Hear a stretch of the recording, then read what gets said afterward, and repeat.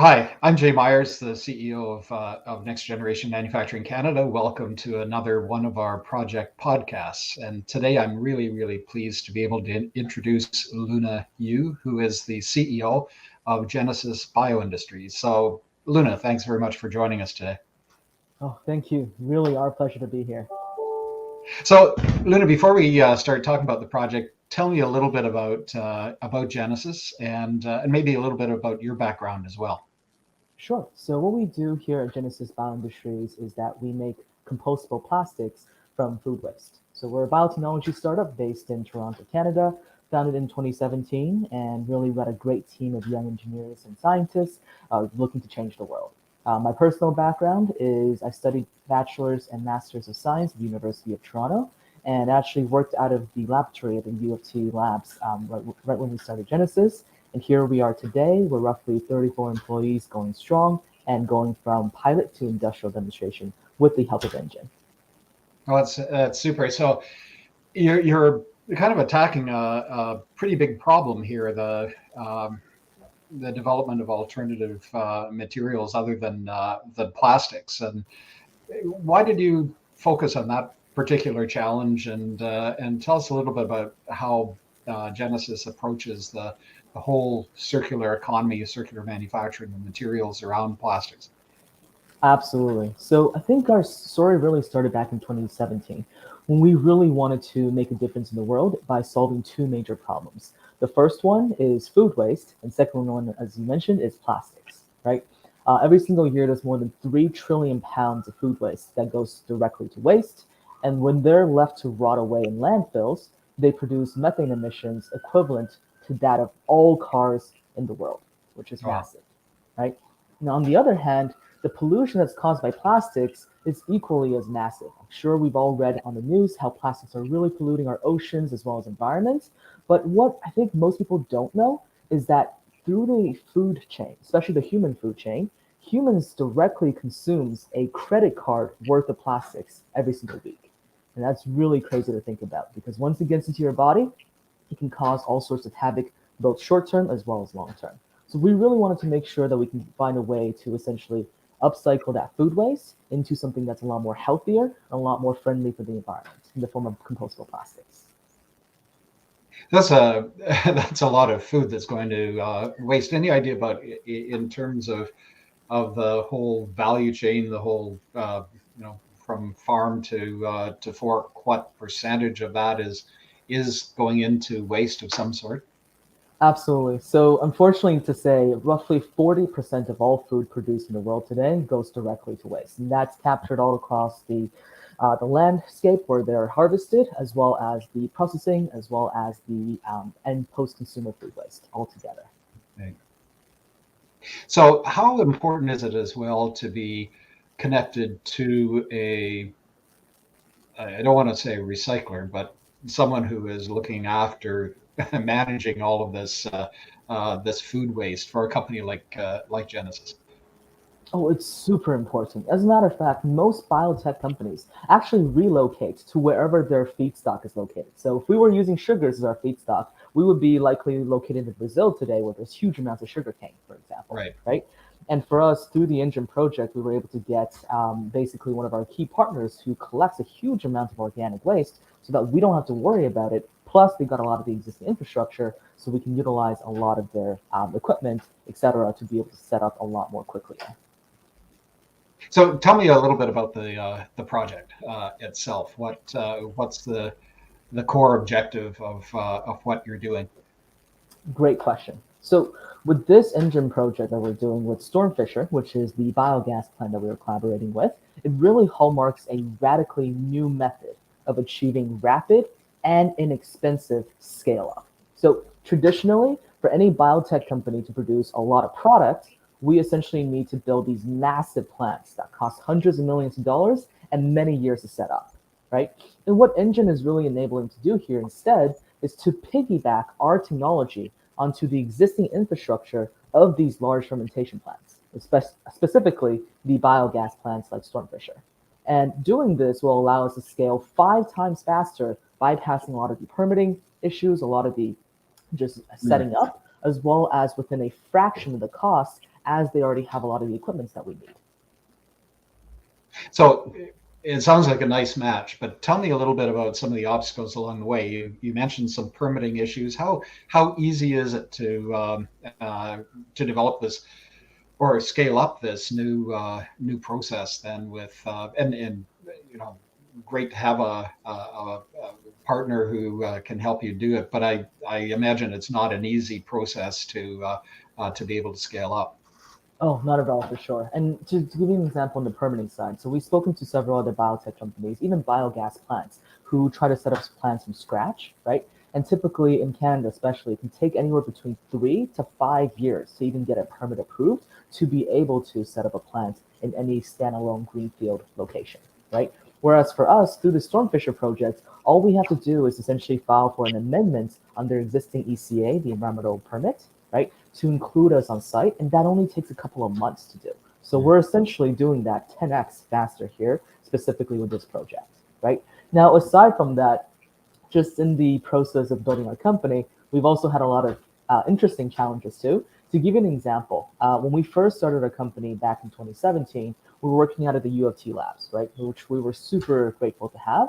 However, to get bioreactors to run with our bacteria inside them and produce the bioplastics, that costs a lot of money. Each bioreactor can cost up to hundreds of thousands of dollars, and that's not something that we could have afforded back then, right? And what we do instead was essentially we basically made these DIY rice cookers that we retrofitted into bioreactors with all these motors and sensors, etc., so that we were essentially running our bacteria and running our first prototypes out of these rice cooker reactors just to get by. And these are just some of the challenges that we had to overcome over through the years. And so you're a growing organization, and with a project with Stormfisher, we'll be accelerating that growth path. You know, when we speak to young people, especially in the context of our Careers of the Future campaign, we're struck by how much young people want to make a difference, and clearly by converting food waste into bioplastics, that's one area where they can clearly make a difference. But how easy have you found it in attracting the people with the types of skills that you require today, and looking to the future and your future growth path, is what sort of a challenge is that today as well? That's a really good question. So, originally we thought it was going to be quite hard to find the talents that we need, right? But, I think we're super fortunate to be located in basically the heart of GTA, where we're surrounded by a lot of great schools and universities that has the right skill sets that we need. So, for example, University of Waterloo, great automation as well as metabolic engineering programs. University of Toronto, metabolic engineering as well as biotechnology. And over the years, we've actually found that we've been able to get all the talents that we needed within sort of this Ontario GTA area. And this year we're also starting to see a lot of candidates applying to our positions from the States as well as from Europe, who are really looking to join a company that's making a real difference and also making a plastic that is truly compostable. So I think we've been pretty lucky in that sense, but we're always on the lookout for better talent, 100%. Exactly. So, Linda, what's next for Genecis? Your project is nearing completion. You're going to be at much larger scale production capacity. Then what do the next couple of years have in terms of your growth path? Absolutely. So that's the most exciting thing to really plan about and also work towards. So I think we're at a really interesting stage where we're able to now, just like you said, get a lot more tonnage of our material through the NGen collaboration. So right now what we're doing is essentially working with our existing business-to-business partners. These are clients who are in the CPG space, premium food packaging, biomedical, etc., who essentially we have engaged with in the last 2 years or so to essentially bring forth the next generation of sustainable packaging / sustainable products with them, right? But at the same time, what we're also looking at doing right now is actually utilizing the additional volumes to create our own direct-to-consumer brands with compostable packaging on its own. So that's something that we're super excited about and are also currently road mapping. And by next year, we hope to be able to launch products both with our clients as well as with our D2C brand. So technical issue, and it reflects how little I know about the technical aspects of the chemistry behind bioplastics. But are there particular requirements from it on the bioplastic side that that converting food waste into bioplastics um, can provide a better packaging material, or are there some challenges there? Because I know when we're looking at medical devices or food itself, how important the packaging is just to keep things fresh. Are there particular challenges when you're dealing with food waste and developing bioplastics that you need to pay attention to? Yeah, that's a really good point. So I think fortunately for us, because we're not using a chemical conversion where we're essentially transforming the particles of one into the others directly, we're going through a biological conversion where the food waste is actually no different than the sugars that you feed to bacteria to make PHAs. So none of the food waste residue, as you could call it, will actually get into the end product. It's a very pure PHA that we have. And even with the biomedical partners that we have, they've actually tested the purity of our PHAs and found that it's really, really on par and actually surpasses the threshold in terms of what they need, right? So on the sort of conversion side, I think it's basically a straight conversion as if we were to use sugar feedstocks. Now, the unique advantage that we have with using food waste is that we can really lower down the cost of production, especially at a larger scale, once we reach economies of scale. The reason being is because all PHAs today, the polyhydroxyalkanoids, which is the plastic that we make, they're all made by feeding massive amounts of sugars to PHA bacteria, which then produces the PHAs, right? And that's super expensive. Just the feedstock acquisition alone can make up roughly 40 to 60% of the overall cost of production, which makes PHAs actually almost cost prohibitive to some applications, right? And with us using essentially a zero cost feedstock, which is food waste, we can dramatically lower down the cost of PHAs and make it a lot more affordable to the masses, especially in the future.